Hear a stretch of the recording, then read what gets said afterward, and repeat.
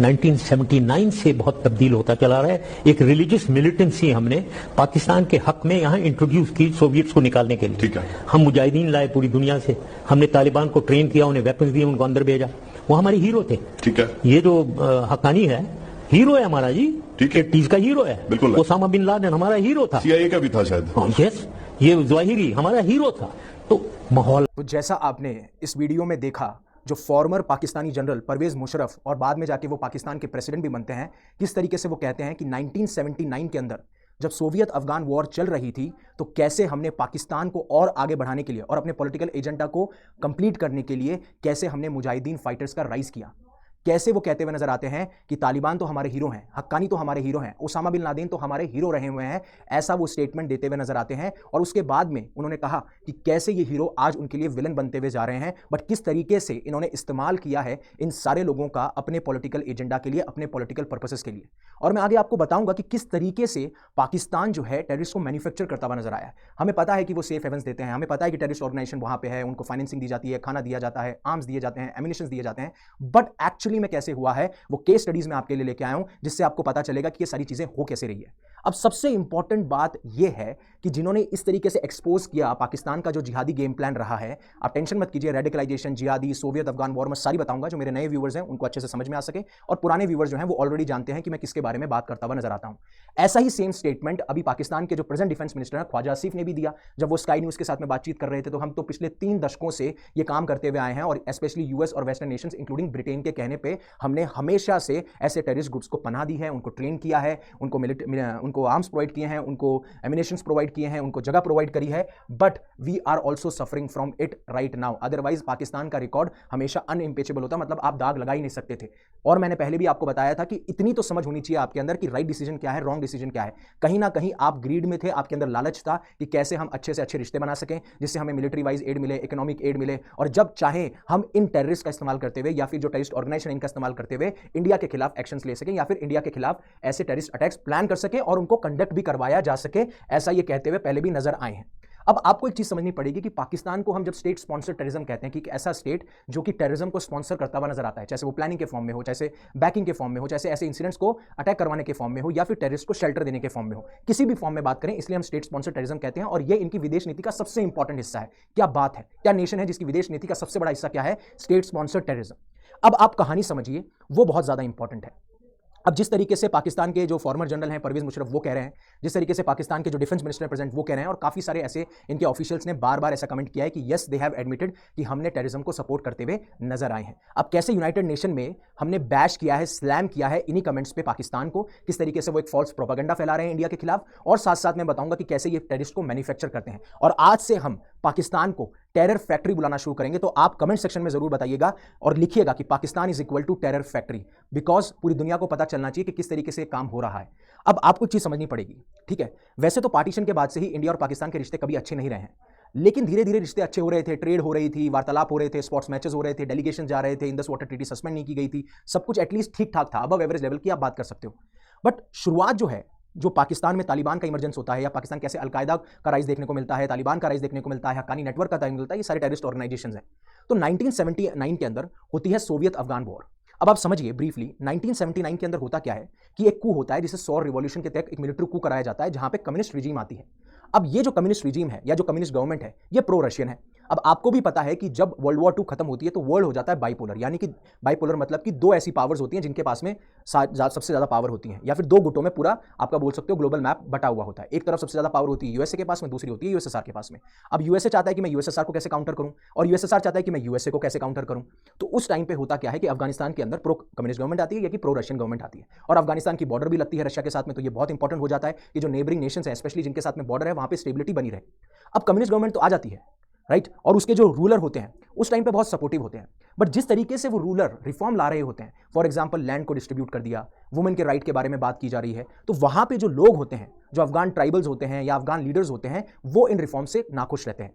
और फिर उसके बाद में काफी सारे ऐसे लोग अलग अलग रीजन से, इराक से, सीरिया से आके एक मुजाहिदीन, यानी जिन्हें हम मुजाहिदीन फाइटर्स कहते हैं। मुजाहिदीन कौन लोग होते हैं? मुजाहिदीन वो लोग होते हैं जो इस्लाम के लिए फाइट करते हैं, और किसके नाम में? जिहाद के नाम पे। जिहाद क्या है? एक होली वॉर है, समझना चाहिए। मुजाहिदीन जो कि इस्लाम के लिए फाइट करते हैं और वो एक होली वॉर लड़ते हैं, उससे कहते हैं हम जिहाद। और जिहाद में जो ये फाइटर्स लड़ रहे हैं उन्हें हम कहते हैं जिहादिस्ट ग्रुप्स, या फिर आप कह सकते हो मुजाहिदीन फाइटर्स। अब ये जो है एक तरीके से मोर्चा खोल देते हैं प्रो रशियन गवर्नमेंट के खिलाफ पे।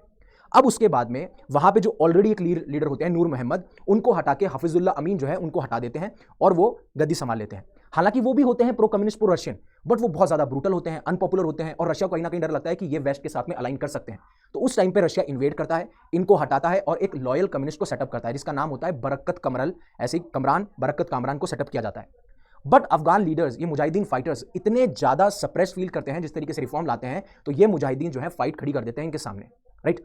अब उसके बाद में होता यह है कि यूएसए इस मौका फायदा उठाता है, सीआईए के थ्रू इनको आर्म्स देता है, एमिनेशंस देता है, और इसमें आपको सऊदी अरेबिया भी देखने को मिलेगा, पाकिस्तान का सपोर्ट भी देखने को मिलेगा कि कैसे हम सोवियत यूनियन का इन्फ्लुएंस करें या फिर सोवियत यूनियन की सरकार गिरा दें। अब सोवियत यूनियन भी बहुत ज्यादा ट्राई करती है, बट 10 साल के बाद में सोवियत यूनियन यहां से चली जाती है, और एक तरीके से आप कह सकते हो कि उसके बाद ही यूएसएसआर का डिसइंटीग्रेशन हमें देखने को मिलता है। 1989 में चले जाते हैं और 1991 में उनका डिसइंटीग्रेशन होता है। बट किस तरीके से ये जो मुजाहिदीन फाइटर्स हैं, जिसमें पाकिस्तान ने यूएस को अपना एलआई बनाने की कोशिश करी, और साथ साथ में यही इन्हीं मुजाहिदीन फाइटर्स को भेजा कहां से, पाकिस्तान से भी भेजा, और पाकिस्तान ने इन सबको रीग्रुप करके यहां से आपको इमरजेंस देखने को मिलता है अलकायदा का, यहां से आपको राइज देखने को मिलता है तालिबान का, जिसको परवेज मुशर्रफ, जिसको ये सारे लोग हीरो बोलते हुए नजर आते हैं। हालांकि इन्होंने सिर्फ पाकिस्तान को मजबूत बनाने के लिए इन मुजाहिदीन फाइटर्स की आर्मी बनाई, और फिर बाद में ऐसे हमें टेररिस्ट ग्रुप्स देखने को मिले। अब ये सारी चीजें जो हैं वो देखने को मिलती हैं, और आज आपको पता है कि किस तरीके से तालिबान, अलकायदा पूरे all over the world terrorism को इन्फ्लुएंस करते हुए नजर आते हैं और टेररिस्ट इंसिडेंट्स करते हुए नजर आते हैं। ये पूरी की पूरी थी सोवियत अफगान वॉर, जिसमें कि राइज हुआ इन सारे टेररिस्ट ग्रुप्स का, जिनको पनाह दी, सपोर्ट दिया, आर्म्स दिया, एमिनेशंस दिया इन्होंने। अब बात ये आती है कि जो वॉर ऑन टेरर है कि भैया हम यूएस के एलाय हैं, हम ऐसे स्टेप्स लेते हुए नजर आएंगे जिसमें कि हम टेरर को नस्तो नाबूद कर देंगे, बट वहीं पाकिस्तान की आईएसआई जो स्पाई एजेंसी है, वहीं पाकिस्तान की elite forces, SSG, special services group, उनके ऊपर बार बार ऐसे एक्यूजेशंस लगे हैं, और ऐसी काफी सारी केस स्टडीज है जिसमें यह कहा जाता है कि किस तरीके से इन्होंने टेररिज्म को हमेशा से प्रमोट किया है, और कैसे आईएसआई के जो एजेंट होते हैं वो बाद में जाके इन टेररिस्ट ग्रुप्स का पार्ट बन जाते हैं। कैसे पाकिस्तान की जो आर्मी है या पाकिस्तान की जो मिलिट्री है या फिर जो स्पेशल फोर्सेज हैं, वहां के ऑफिशियल्स बाद में जाके इन टेररिस्ट ग्रुप्स का हिस्सा बनते हैं, जिससे कि जो भी ट्रेनिंग इन्होंने सीखी है बाद में लीड कर सके और ऐसे ऑपरेशन चला सके जिससे पाकिस्तान का पॉलिटिकल एजेंडा कंप्लीट हो जाए। वही हमारे यहां पे यूनाइटेड नेशन सिक्योरिटी काउंसिल के मीटिंग पे यूनाइटेड नेशन में इंडिया जो है पाकिस्तान को एक रोग स्टेट डिक्लेयर कर देती है। अब रोग स्टेट का मतलब आप समझिए, कहने का मतलब यह है एक ऐसा नेशन जो कि इंटरनेशनल रूल्स को फॉलो नहीं करता, जो इंटरनेशनल रूल्स को वायलेट करता है, उनका उल्लंघन करता हुआ नजर आता है। पीस के लिए वो नेशन ठीक नहीं है, स्टेबिलिटी के लिए वो नेशन ठीक नहीं है, और वायलेंस और ऐसे टेररिस्ट का और टेररिस्ट ऑर्गेनाइजेशन का इस्तेमाल करता हुआ नजर आता है, जिससे कि आसपास के रीजन में या ग्लोबल लेवल पे आपको इंस्टेबिलिटी देखने को मिले। वही साफ साफ हमारे जो डेप्यूटी परमानेंट रिप्रेजेंटेटिव एम्बेसडर योजना पटेल, उन्होंने एकदम स्ट्रॉन्ग मैसेज दिया है, कहा है कि किस तरीके से उन्होंने यहां तक कि पाकिस्तान डेलीगेट का नाम भी नहीं लिया, उन्होंने ये कहा कि बहुत ही दुर्भाग्यपूर्ण है, अनफॉर्चुनेट है कि एक पर्टिकुलर डेलीगेशन हम पे चार्जेस लगा रहा है, वो भी बेसलेस, जब पूरी की पूरी प्लानिंग, यहां तक कि उनके डिफेंस मिनिस्टर ये चीज एक्सेप्ट करते हुए नजर आते हैं, और आप ये चीज हमें कह रहे हो, राइट। अब आप एक बार के लिए वो वीडियो देखिएगा जिसके बारे में मैं बात कर रहा हूं, जहां पे हमारे डेप्यूटी जो परमानेंट रिप्रेजेंटेटिव यूनाइटेड नेशन के, उन्होंने क्या कहा। Thank you madam. It is unfortunate that one particular delegation has chosen to misuse and undermine this forum to indulge in propaganda and make baseless allegations against India. The whole world has heard Pakistan's Defense Minister Khwaja Asif admitting and confessing Pakistan's history of supporting, training and funding terrorist organizations in a recent television interview. अब आपने जब इस video को देखा तो ये समझ में आ गया। अब पाकिस्तान क्या कहता है, पाकिस्तान ये कहता है कि एक तरीके से फॉल्स फ्लैग ऑपरेशंस हैं, हमको तो बिना फालतू में इसके अंदर इन्वॉल्व किया जा रहा है, हमारा तो कोई इन्वॉल्वमेंट नहीं है। बट वहीं पर पाकिस्तान के डिफेंस मिनिस्टर ये एक्सेप्ट करते हैं, आपके पुराने मिनिस्टर्स ये एक्सेप्ट करते हुए नजर आए, जैसा मैंने आपको बताया। और even United nation security council ने भी लास्ट वीक ये कहा था कि हम कंडेम करते हैं पहलगाम टेरर अटैक को, और जो भी लोग परपेट्रेटर्स हैं, इसके दोषी हैं, जिन्होंने इस चीज को ऑर्गेनाइज किया है, जो फाइनेंसर्स हैं, उनको आप वो क्रिमिनल हैं और साथ साथ में उनको अकाउंटेबल ठहराना चाहिए, जिम्मेदार ठहराना चाहिए, और उनके खिलाफ कड़ी से कड़ी कार्रवाई करनी चाहिए, यानी कि they need to be brought to justice, right. और उसके बाद में ये कहते हुए नजर आते हैं कि जो टेररिज्म हो रहा है उसके कंसिक्वेंसेस हमें यूनिवर्सल लेवल पे देखने को मिलेंगे। ऐसा नहीं है कि एक नेशन तक टेररिज्म सीमित हो गया, यही सारी चीज हमें देखने को मिलती है। बट इंपॉर्टेंट बात है कि किस तरीके से पाकिस्तान जो है टेररिस्ट को मैन्युफैक्चर करता है, और क्या क्या ऐसी टैक्टिक्स है जो वो अप्लाई करता है, और कैसे वो प्लान करता है। और मैं आपको बताऊंगा कि पुराने टाइम पे भी कैसे प्लान किया गया है परवेज मुशर्रफ के टाइम पे, राइट। उससे पहले अन अकेडमी आपके लिए लेके आया है 17,999 में यूपीएससी सिविल सर्विसेज का सबसे अफोर्डेबल कोर्स विद क्वालिटी, जहां पे हमने 80+ लर्नर्स दिए हैं आपको, आप एनरोल कर सकते हैं। आप मेरा कोड यूज कर सकते हैं, that is YUVI50 for maximum discount. ऐसे ही हमारे बाइलिंगुअल हिंदी और इंग्लिश के बैचेस चल रहे हैं। अब जब इन्वेस्टिगेशन होती है पहलगाम टेरर अटैक में, तो सबसे बड़ा खुलासा यह होता है कि जो आइडेंटिफाइड परपेट्रेटर था या जो दोषी था, जिसका स्केच आप ये देख सकते हो, जिसका नाम है हासिम मूसा, वो जो पाकिस्तान की एलीट आर्मी या फिर सकते हो पाकिस्तान की elite forces SSG special service group में पैरा कमांडो रह चुका है। और उसके बाद में पैरा कमांडो होने के बाद इसको एक एफिलिएट घोषित किया जाता है या फिर ये बाद में जाके टेररिस्ट बन जाता है, जिसमें कि लश्कर ए तैयबा से एसोसिएट हो जाता है। अब ये कहा जाता है कि मूसा को डायरेक्ट किया गया था, ऑर्डर दिया गया था कि आप जम्मू एंड कश्मीर में जाएंगे और ऐसे अटैक प्लान करेंगे जहां पे आप नॉन लोकल्स को मारेंगे और आप साथ साथ में सिक्योरिटी पर्सनल को मारेंगे। और वैसा ही इन्होंने पहलगाम टेरर अटैक में करते हुए पाए गए हैं। अब इसीलिए मैं कह रहा था कि पाकिस्तान को आज से आप कमेंट सेक्शन में बताइएगा Pakistan is a terror factory, आप ये कहते हुए नजर आएंगे और हमें ये चीज पूरी सोशल मीडिया पे वायरल करनी है। अब जो टेरर फैक्ट्री एकदम एप्ट नाम है, एकदम एप्रोप्रिएट नाम दिया गया है पाकिस्तान को इस तरीके से, जिस तरीके से वो फाइनेंस एक्सपोर्ट कर रहा है टेररिज्म को। मतलब काफी सारे नेशंस तो गुड्स एक्सपोर्ट करते हैं, अपने डेवलपमेंट को एक्सपोर्ट करते हैं, अपने टेक्नोलॉजी को एक्सपोर्ट करते हैं, ये टेररिस्ट को एक्सपोर्ट करते हैं। ये आर्म्स और एमिनेशंस उन चीजों को एक्सपोर्ट करते हैं जो कि जिनका इस्तेमाल टेररिस्ट करेंगे, राइट। और यूएस स्टेट डिपार्टमेंट ने भी 2019 के अंदर कहा था कि हम जानते हैं, हमने आइडेंटिफाई कर दिया है कि किस तरीके से सिर्फ एक छलावा है, एक डिल्यूजन है, war on terror by Pakistan, अभी भी वो टेररिस्ट और टेररिस्ट ऑर्गेनाइजेशन को पनाह देते हुए नजर आए हैं, जैसा हमने देखा है। इन्होंने ऐसे ऐसे ग्रुप्स को बनाया है जो कि टारगेट करते हैं। अगर हमें अफगानिस्तान में कुछ ऐसा करवाना है तो हम अफगान तालिबान की मदद लेंगे, मैं पुरानी बात कर रहा हूं, और उनसे एफिलिएटेड हक्कानी नेटवर्क की बात करेंगे। और इन्हें क्या मानते हैं, ये इन्हीं के बीज बोए हुए थे और वो बीज आज ये बने और आज इन्हीं के लिए ये नासूर है, इसलिए कभी हीरो कभी विलन इनके लिए बन जाते हैं। और पहले भी कहते हुए नजर आए थे कि टेररिस्ट किसी के सगे नहीं होते, राइट। और अगर इंडिया को टारगेट करना हो तो लश्कर ए तैयबा और जैश ए मोहम्मद को एक्टिव कर दिया जाता है अपनी ही टेरिटरी से इनको ऑपरेट करने के लिए। अब जब मैं एसएसजी की बात करता हूं तो एसएसजी मैंने आपको बोला कि पाकिस्तान की स्पेशल फोर्स है, टॉप मिलिट्री यूनिट है, जो कि भैया निगरानी रखती है, स्पाइंग जासूसी करती है, टेररिस्ट को फाइट करती है, टेररिस्ट को फाइट करती है, बट इन्हीं के मिलिट्री ऑफिशियल्स जाके टेररिस्ट ऑर्गेनाइजेशन को ही जोड़ लेते हैं। वाह, क्या कॉन्फ्लिक्ट ऑफ इंटरेस्ट हमें देखने को मिल रहा है। और ये सिमिलर है अमेरिका की नेवी सील्स और ब्रिटेन सैस से। अरे ये तो कंपेयर करना ही छोड़ दो कि ये अमेरिका की नेवी सील और ब्रिटेन के सैस से कंपेरेबल है। अरे वहां के जो ऑफिशियल्स हैं वो क्या जाके टेररिस्ट ऑर्गेनाइजेशन के साथ मिलते हैं? तो ये कंपेयर करना ही छोड़ दो, तो बिल्कुल ही गलत लिख रखा है। लेकिन पाकिस्तान काफी बार एसएसजी का इस्तेमाल करता है जिससे कि इन टेररिस्ट ग्रुप्स को सीक्रेटली ट्रेन किया जा सके। और इस वजह से होता क्या है कि जो पाकिस्तान के ऑफिशियल एडमिनिस्ट्रेशन है वो ये कह देता है कि हमारा तो कोई लिंक ही नहीं है, क्योंकि इनकी आर्मी, इनकी एसएसजी ये काम कर रही होती है इन सबको पनाह देने में, इन सबको ट्रेनिंग देने में, इन सबको शेल्टर देने में, राइट। जिस तरीके से मैंने आपको कल भी बताया था कि कैसे वहां के टेररिस्ट को आर्मी शेल्टर्स, आर्मी बंकर्स के अंदर क्या नाम है, पनाह दी जा रही है। वाह, तो ऑब्वियसली बात है इन एजेंसीज, जो एडमिनिस्ट्रेटिव एजेंसीज हैं, क्यों इस चीज को एक्सेप्ट करेंगी। अब बात करते हैं कि कैसे हमें कनेक्शन देखने को मिलता है पाकिस्तान की एलिट फोर्सेस यानी एसएसजी के बीच में और पाकिस्तान की स्पाई एजेंसी आईएसआई, जिसके ऊपर बार बार एलिगेशंस और ऐसे इल्जाम लगते हुए नजर आए हैं, राइट। तो सम पीपल, काफी सारी किताबों में, काफी सारे टेक्स्ट में, काफी सारी बुक्स में कहा गया है कि कैसे ये दोनों एजेंसीज का कनेक्शन बहुत इंपॉर्टेंट रोल प्ले करता हुआ नजर आता है जब मैं टेररिस्ट ग्रुप्स की हेल्प करने की बात करता हूं। ऐसे ही एक इंसान था जिसका नाम था कर्नल सुल्तान अमीर तरार, जिसे कर्नल इमाम कहा जाता था, जो कि पहले एसएसजी के अंदर काम किया करते थे, उसके बाद में वो पाकिस्तान की स्पाई एजेंसी के अंदर। और एक घोस्ट वॉर्स बुक है, उसमें साफ साफ कहा जाता है कि किस तरीके से इन्होंने अफगान तालिबान वॉर में सोवियत यूनियन के खिलाफ कैसे अफगान तालिबान को हेल्प करी और बाद में इन्हीं लीडर्स को यह सपोर्ट करते हुए नजर आते हैं जिससे कि जम्मू कश्मीर में भेजा जा सके, वहां पे इंस्टेबिलिटी लाई जा सके। ऐसा ही इन्होंने अपनी एक और बुक में कहा है पाकिस्तान आर्मी में, जहां पे वो ये एडमिट करते हैं कि मैं ओसामा बिन लादेन से मिला था, मतलब वो इंसान जिसकी वजह से यूएस ने अफगानिस्तान में इन्वेड किया, जो कि रिस्पॉन्सिबल था 9/11 अटैक का। उससे तो इनके पाकिस्तान के जो ये एसएसजी ऑफिशियल हैं, फिर उसके बाद में आईएसआई ऑफिशियल हैं, वो मिलते हुए नजर आते हैं। अनदर की फिगर है लेफ्टिनेंट जनरल हामिद गुल, जिन्होंने 1987 से 1989 आईएसआई को रूल किया। हालांकि ये एसएसजी से नहीं थे, आप इनको देख सकते हो, हालांकि ये एसएसजी से नहीं थे, बट इन्होंने ओपनली सपोर्ट किया है ओसामा बिन लादेन को और बार बार यूएस के अगेंस्ट बोलते हुए नजर आए। फिर भी आप देखिए कि यूएस से मिलिट्री और इकोनॉमी एड लेते रहे, तालिबान को सपोर्ट करते रहे, ओसामा बिन लादेन को अपनी जगह देते रहे, और आपको पता ही है कि किस तरीके से ये एंटी इंडिया और जिहादिस्ट ग्रुप जो है वो उनके लिए इनको ट्रेन करते रहे, उनको सपोर्ट करते रहे। अब हामिद गुल जो है बहुत इंपॉर्टेंट प्लेयर है जब मैं बात करता हूं पाकिस्तान की प्रॉक्सी वॉर्स के बीच में। अब एक तरीके से जिस तरीके से पाकिस्तान सपोर्ट देता हुआ नजर आता था उन मिलिटेंट ग्रुप्स को जम्मू एंड कश्मीर में एक्टिव थे।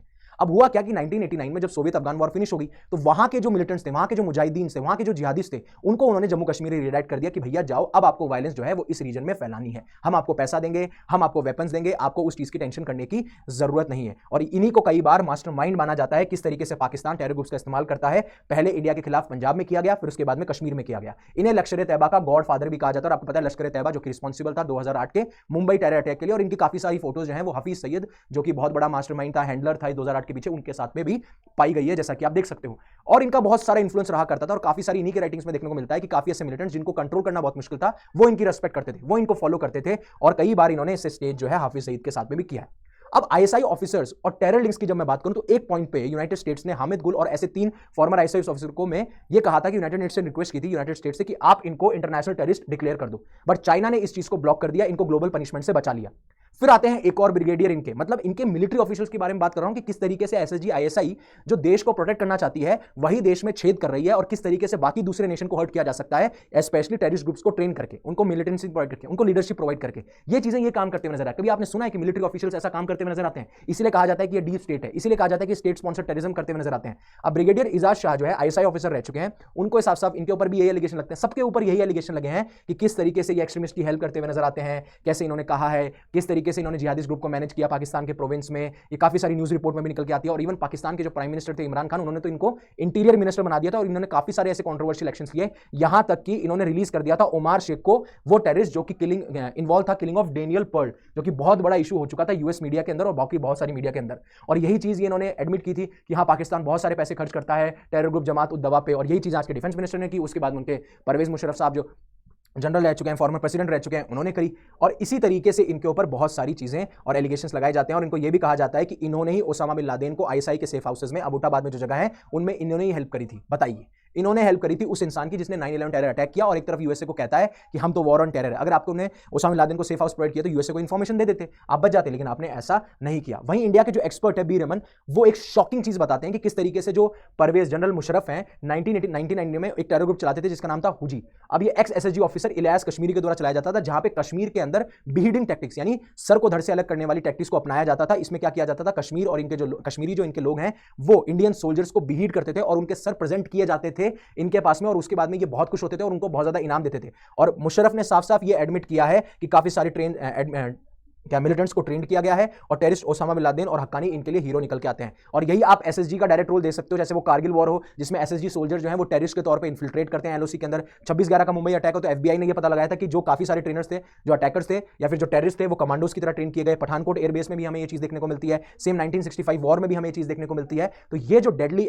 नेक्सस है ना, ये सबसे बड़ी चीज है। मतलब स्पाई एजेंसी हो गई जो इनको इन्फॉर्मेशन गैदरिंग देगी, और एक तरफ जो इनकी मिलिट्री होगी जो लीडरशिप प्रोवाइड करेगी, जो इनको आर्म्स देगी, जो एमिनिशंस देगी, जो टेररिस्ट देंगे, तो इनके लिंक बने रहेंगे। और यही सारी चीजें हमें बुक्स, रिपोर्ट्स, एक्सपर्ट की टेस्टिमनीज, कैप्चर टेररिस्ट, इन सब से पता लगता है कि कैसे पाकिस्तान की आर्मी या फिर इंटेलिजेंस एजेंसीज टेरर का इस्तेमाल करती हुई नजर आती हैं, चाहे वो लश्कर मोहम्मद हो, जैश ए मोहम्मद हो, अफगान तालिबान और हक्कानी नेटवर्क तो अब इतना नहीं रहे हैं, स्पेशली अफगान तालिबान नहीं रहा है और टीटीपी भी नहीं रहा है, लेकिन लश्कर तैयबा और जैश ए मोहम्मद जो है इनका इस्तेमाल ये करते हैं, और स्पेशली इंडिया को टारगेट करने के लिए। और इसी वजह से ये बच जाते हैं क्योंकि ऑफिशियली एडमिनिस्ट्रेशन तो नहीं कर रहा है, क्योंकि इनकी आर्मी और इनकी स्पाई एजेंसी कर रही है, तो इसलिए क्वाइटली सीक्रेटली ऐसे सपोर्ट करते हुए नजर आते हैं। बट उनको एक चीज समझ में नहीं आ रही है कि पाकिस्तान के अंदर भी रेडिकलाइजेशन शुरू हो चुका है। यानी कि जब मैं बात करता हूं कि मुजाहिदीन जो इस्लाम के लिए फाइट कर रहे हैं, और वो किस लिए फाइट कर रहे हैं, एक होली वॉर चल रही है जिसे हम जिहाद कहते हैं, उसके अंदर जो पार्टिसिपेट कर रहे हैं वो जिहादिस्ट हैं, लेकिन इसकी वजह से हो रहा है रेडिकलाइजेशन। यानी कि ऐसे लोग जो इस थिंकिंग में बिलीव करते हैं वो अब ये सोचते हैं कि अगर इस चीज को हमें पाना है, अगर हमें इस्लाम को अचीव करना है, इस्लाम के लिए लड़ना है, तो हमें ऐसी टैक्टिक्स अपनानी पड़ेंगी जिसमें हम वायलेंस का इस्तेमाल कर सके। और उसी एक्सट्रीम थिंकिंग को जब बैक किया जाता है वायलेंस के साथ में, तो हम उसे कहते हैं कि रेडिकलाइजेशन शुरू हो चुका है। और इसी वजह से आपको पाकिस्तान के अंदर अब सारे टेरर अटैक्स देखने को मिलते हैं। वहीं पर पाकिस्तान, जैसा मैंने आपको पहले भी बताया कि उनके जो ऑफिशियल्स थे, मिलिट्री ऑफिशियल्स, वो भी ये कहते थे कि पाकिस्तान को हमें पता चल गया था कि इंटरनेशनली हमें सपोर्ट नहीं मिलेगा, और इसी वजह से अभी पाकिस्तान डिप्लोमेटिकली आइसोलेटेड है और अब अपने आप को एक रीजनल पावर दिखाने के लिए, क्योंकि जिस तरीके से इन्होंने सोवियत अफगान वॉर में मुजाहिदीन फाइटर्स का इन्वॉल्वमेंट लेकर आए, फिर उसके बाद में 2001 के अंदर तालिबान फाइटर्स का इन्वॉल्वमेंट लेकर आए, तो हमेशा से ये दिखाना चाहते थे कि वी आर अ की इंपॉर्टेंट रीजनल प्लेयर और आप हमको इग्नोर नहीं कर सकते। बट जब से इंडिया का राइज हुआ है तो आप देखेंगे कि यूएस ने दरकिनार कर लिया है, मिडिल ईस्ट भी बार बार थक चुका है। जैसा मैंने आपको पहले लेक्चर्स में बताया, मिडिल ईस्ट ने काफी बार इनको लोन दिया, बेल आउट करने की कोशिश करी, बट पाकिस्तान में कोई चेंज देखने को नहीं मिलता। यूएस ने इतनी बार कोशिश करी पाकिस्तान के साथ अच्छे रिश्ते बनाने के लिए, बट पाकिस्तान का दोगलापन हमेशा से एक्सपोज हो जाता है। इंडिया को तो हमेशा से ही पता है, नेबरिंग नेशंस भी जानते हैं कि यार पाकिस्तान जब खुद अंदर से खोखला है तो हमें कैसे हेल्प करेगा। अब चाइना इसलिए उसको हेल्प कर रहा है क्योंकि उससे पता है कि किस तरीके से हम इंडिया की ग्रोथ को रोक सकते हैं, और इसी वजह से हमें ग्लोबल लेवल पे कॉन्ट्राडिक्शन देखने को मिलता है, जहां पे पाकिस्तान एक तरफ कहता है कि हम तो वॉर ऑन टेरर कर रहे हैं, हम टेरर को नेस्तनाबूद कर देंगे, बट आप उनकी हिस्ट्री उठा के देखोगे, प्रेजेंट कंटेक्स्ट उठा के देखोगे, जिस तरीके से टेररिस्ट अटैक होते हैं उनको उठा के देखोगे, तो आपको पता लगेगा कि पाकिस्तान ही एक्चुअल एक जगह है जहां से ये टेररिज्म निकलता है, एक ऐसी फैक्ट्री है जहां से मैन्युफैक्चर किए जाते हैं टेररिस्ट को, और फिर जाके टेररिस्ट ग्रुप जब बनाते हैं तो पूरे के पूरे रीजन को, पूरे के पूरे वर्ल्ड ऑर्डर को इनस्टेबल बनाते हुए नजर आते हैं। तो जो वॉर ऑन टेरर है वो एक तरीके से मिथ है, एक तरीके से इल्यूजन है, जब मैं बात करता हूं पाकिस्तान की साइड से। होपफुली आपको पूरा लेक्चर समझ में आया होगा, अच्छा लगा तो प्लीज लाइक कीजिए। और इसी तरीके से अनअकैडमी ने 80+ लर्नर्स दिए हैं, जो 1009 सिलेक्शन हुए हैं, उसमें 80 ऐसे लोग थे जो हमारे ऑनलाइन क्लासरूम प्रोग्राम का हिस्सा थे। इन्होंने इतने सारे घंटे बिताए हैं, इतने सारे टेस्ट हमारे साथ में देते हुए नजर आए हैं। Again thank you very much for giving me your precious time, because that is your important asset. So thank you very much for giving me your precious time. Stay safe, stay happy, शब खैर, and always remember one thing, be a spokesperson for India.